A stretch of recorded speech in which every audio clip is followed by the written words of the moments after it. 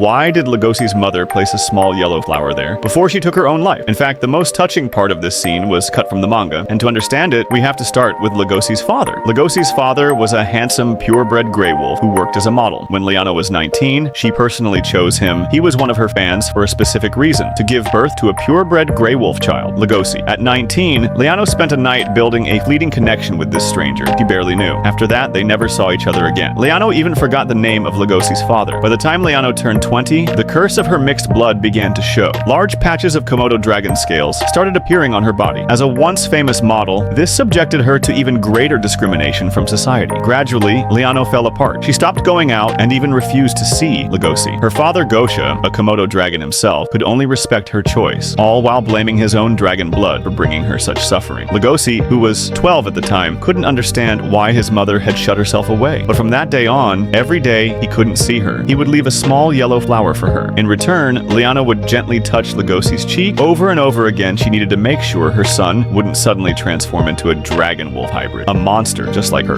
Then, one day, Liano finally stepped out of her room. She took their only family photo with Gosha and Legosi. Even though her back was covered in dragon scales, the photographer told her, "You are truly a beautiful lady." That night, she hugged Legosi. She felt relieved that her son still looked like a pure wolf. However, what she didn't know was that Legosi had actually wanted to hug her too, but he was terrified that seeing her scales would make her break down again, so he pretended to be asleep. Shortly after that, Liano took her own life. Legosi would always regret that moment deep. He wondered if she would have lived if he had mustered the courage to hug her back. Later, every year, when Legosi and Gosha visited her grave, they would always place a small yellow flower there for her.